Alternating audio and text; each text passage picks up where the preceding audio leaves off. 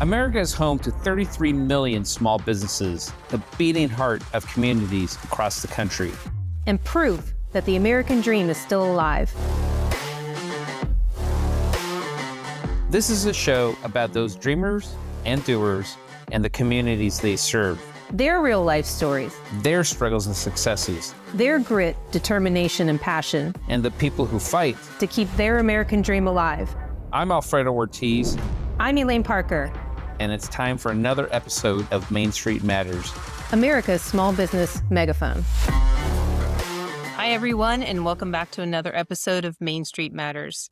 I'm Elaine Parker with the Job Creators Network. Corporate America didn't suddenly go woke. It was pushed there. ESG and DEI didn't emerge from consumer demand or shareholder votes. The Heritage Foundation is now flipping the script on the same shareholder tools that the left used, only grounded in fiduciary duty.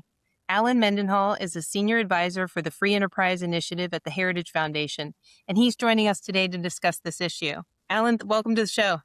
Well, thank you very much for having me. This is an exciting project we're working on. Well, tell us about, let's start with what ESG and DEI are, and then let's get into the project. Oh, wow. I could talk about this for a long time. So ESG is, the way I define it, the non-financial standards and practices that asset management firms, proxy advisors, financial institutions, accountants, etc., use when they allocate capital or assess risk. So the operative term there is non-financial standards. So the acronym E is environmental, S, social, G, governance.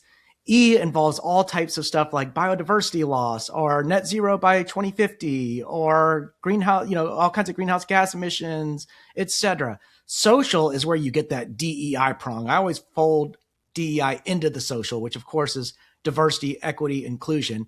What I always tell people is that term is very misleading because diversity actually means uniformity of thought.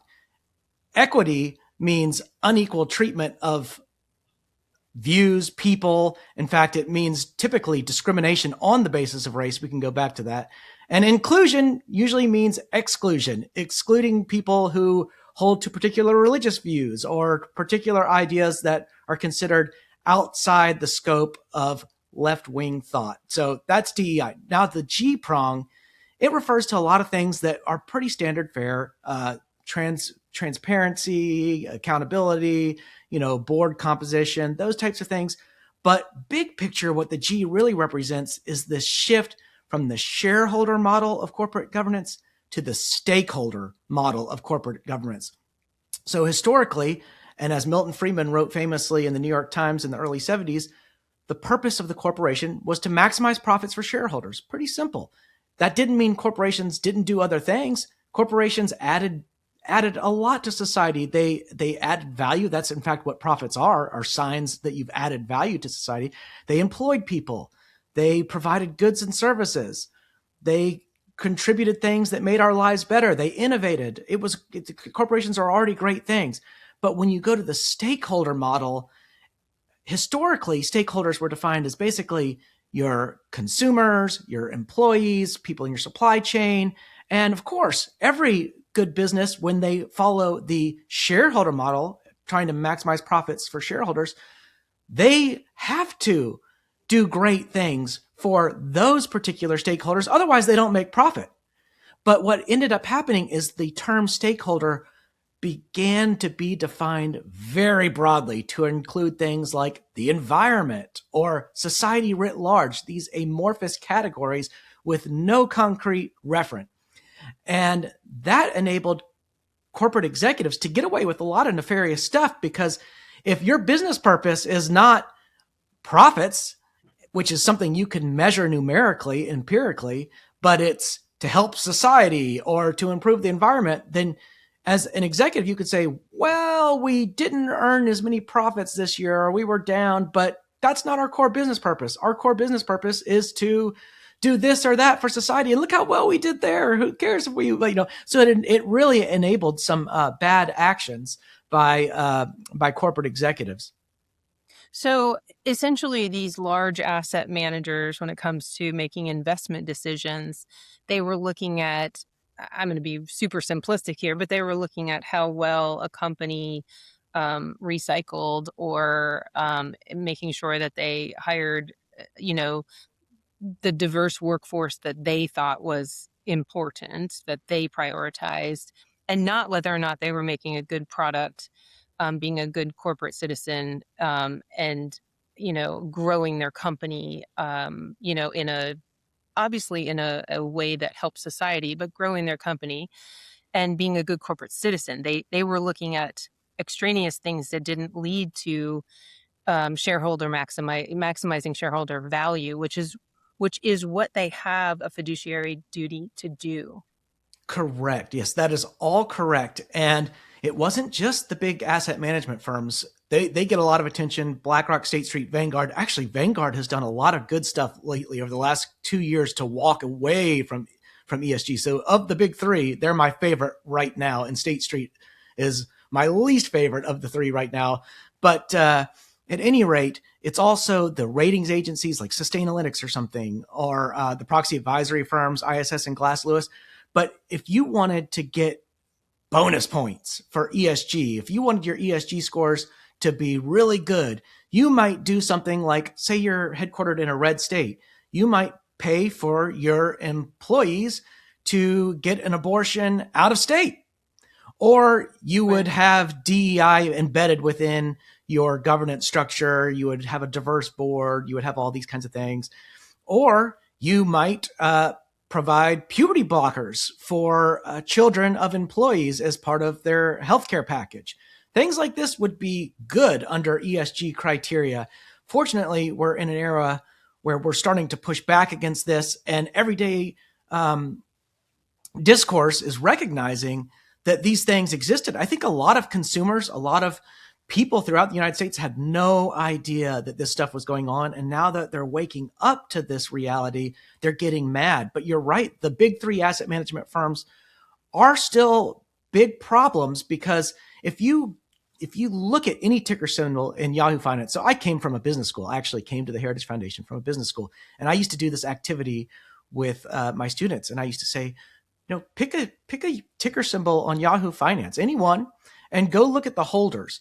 Chances are one of the big three will be the top holder. And in fact, presently, those big three constitute about 88% of the S&P 500s as the largest holder in 88% of the companies. And so it takes students a long time to go in there and find a ticker symbol where one of the big three isn't the largest holder. If you account for the five largest firms, then it's basically 100% of the market owned by five firms.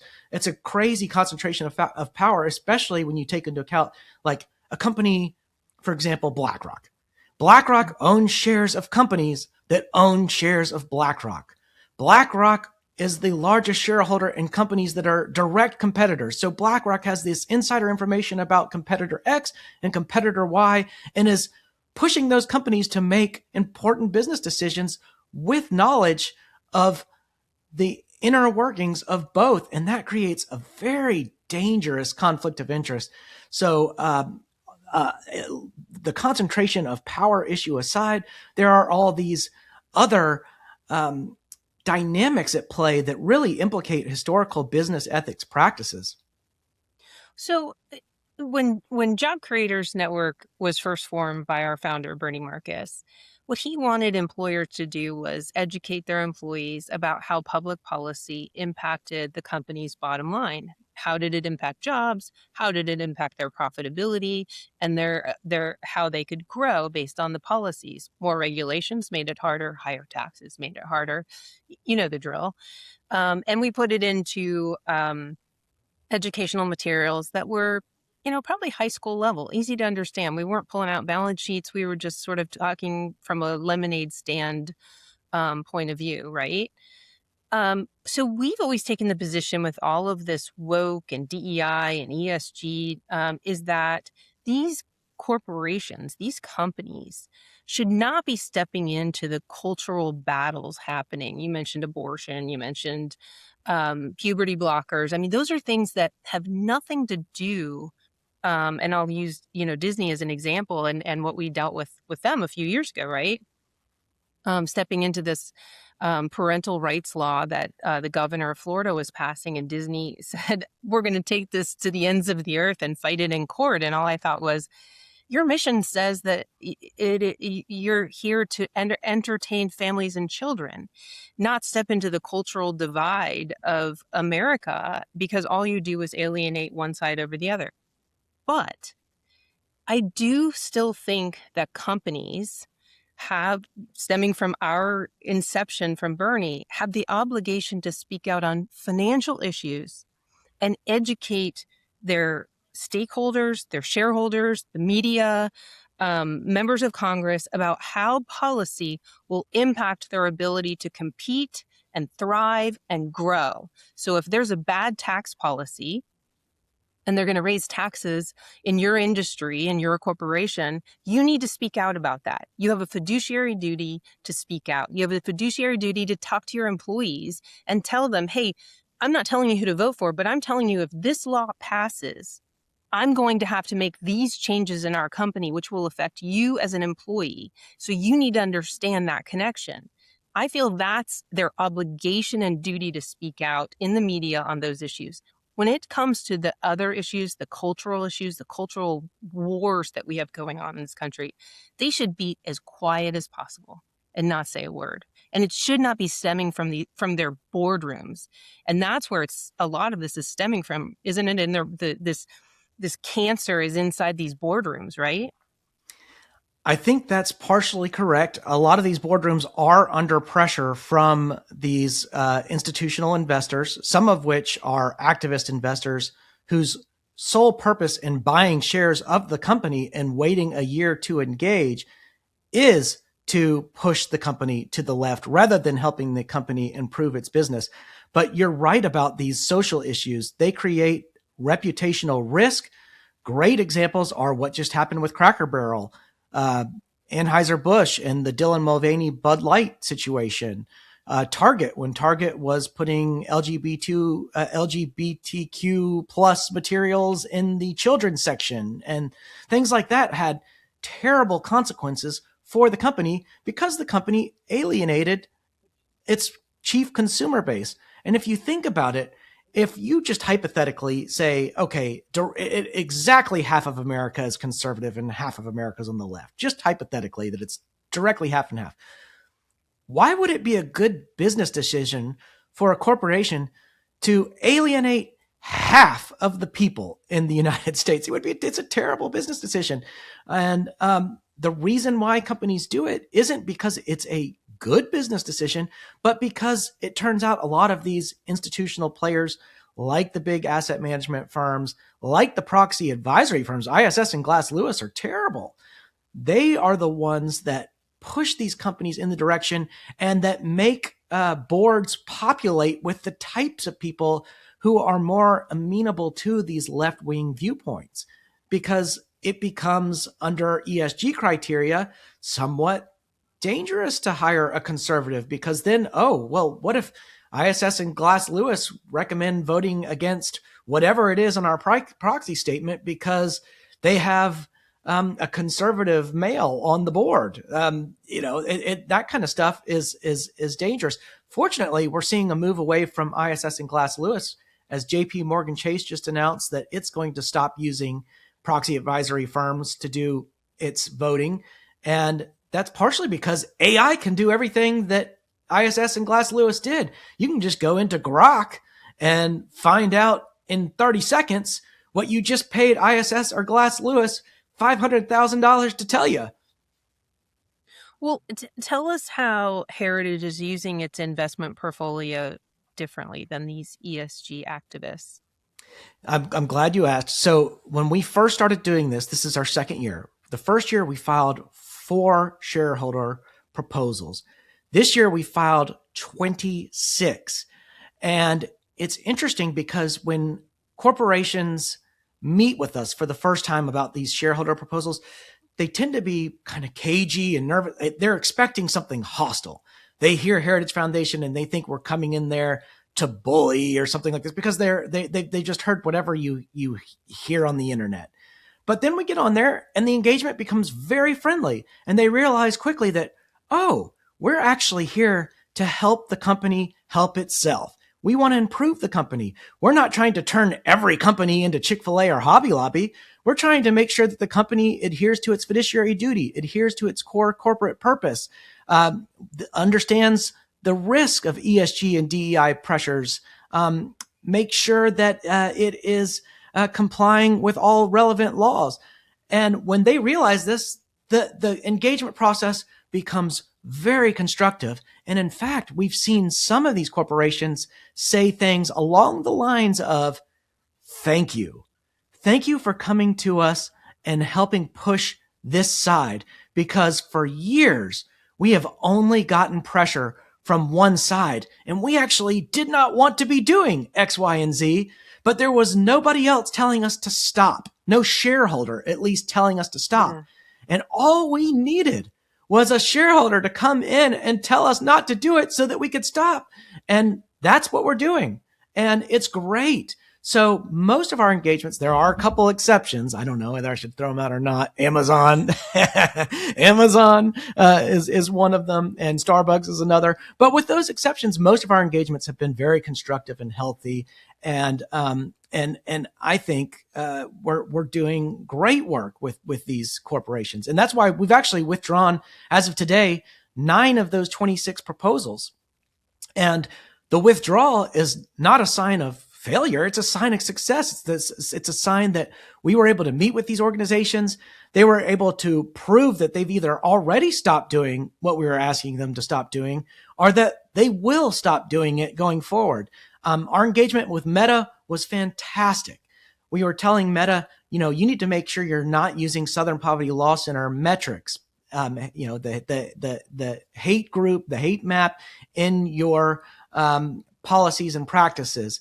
And Meta bent over backwards to ensure that it wasn't doing that. And keep in mind that the Southern Poverty Law Center targeted Charlie Kirk's TPUSA shortly before Charlie Kirk's assassination. And there is a history of corporations relying on SPLC metrics to negative effect. I'll say one more thing about that, which is a lot of companies think they're not using SPLC metrics, but then they realize in the process of investigating whether they are or not, that they are using a firm called Benevity to do their charitable giving. And Benevity has, from what we can tell, a default screen. Maybe it's not default, but that prevents employee matching from going to companies that are on the SPLC hate map. So if I wanted to donate as an employee of a company that's using Benevity, if I wanted to donate to Alliance Defending Freedom or Family Research Council or something like that, I couldn't get the employee match because of the Benevity screen. Well, a lot of the firms that we're engaging are figuring that out, and they're just asking Benevity to drop the screen. And then Benevity drops the screen, and the companies say, hey, we want a good relationship with Benevity too. We like Benevity. They're providing a good service. We just don't want that screen. And if they just change it, then everything's great. And so they change the screen. Everybody's happy. I've seen some articles that say that, kind of woke is on the return 2.0. We're seeing some activism in Minneapolis. Target actually has been very quiet on the activist side and the things that they were doing previously. And I know that some of the activists in Minneapolis have gone to the stores saying that basically being quiet is the same as supporting things that they don't, some of the immigration stuff that they are fighting over in Minneapolis. So, do you feel like because we're seeing some of these companies get more and more quiet, do you feel like they're realizing that neutrality is still better than the activism that they were doing? I would hope so. I do know that ESG proposals are still very popular in Europe, and we have things on the horizon in Europe that are going to be incredibly expensive to United States companies, like the Corporate Sustainability Due Diligence Directive, which would require even American companies of a certain size to disclose not only their own internal ESG data, but the data of the companies they're doing business with, and then the data of all the companies all the way down the supply chain, it's going to be almost impossible to fully comply with that. And it's going to cost companies billions and billions of dollars to have to comply with that. Now, why is this also a moral issue? Well, and why is it that some of the bigger companies might actually lobby for increased regulation? Well, it's because the bigger the company, the more it can absorb those costs. Smaller companies can't afford to absorb those costs. And so they either have to go out of business or make serious cuts, and they're very affected. And that only makes the bigger companies get bigger. It actually eliminates the competitive playing field. And when you eliminate a competitive playing field, prices go up and consumers suffer. So these regulations that allegedly are for all these environmental things and to help society, well, all they do is they drive up costs. They make it hard for mom and pop shops, for small firms, even for smaller publicly traded companies to compete. And that harms everybody writ large. Well, Alan, I think what you all are doing is fantastic, and I don't think people realize the tentacles of this and how deep they run and how they impact from people's ability to be fairly evaluated for potential jobs, to their investment portfolios, their retirement, and how this is truly affecting Americans. And so what you all are doing is so important. Can you tell our audience where they can go to find out more about this issue and how they can support it? Yeah, thank you. We have a newly launched landing page on the Heritage Foundation website. It's just heritage.org. And we are the Free Enterprise Initiative. And it was the Capital Markets Initiative, but we did just change the name because our work has outgrown the scope of what we were doing before. We're focusing on all fundamental economic freedom, from property rights to entrepreneurship, competition, minimal bureaucracy. And the goal is to make our country more prosperous so that people can work, build, own, and innovate without having to ask Washington for permission. We want to empower the ordinary consumer, and we want to make lives better, more prosperous for everyone. So just Free Enterprise Initiative, Heritage Foundation. It's an easy way to find us. Free Enterprise Initiative. I think you all should go there, take a look at what they're doing. It's so important, and it does affect every American. If you have a 401k or you want a job, it affects you as an American. Well, Alan, thank you so much for taking the time to join us on Main Street Matters, America's small business megaphone. Main Street Matters is part of the Salem Podcast Network. New episodes debut every Wednesday and Friday. You can subscribe to the show wherever you get your podcast from, and we'll be back soon with another episode. Bye for now.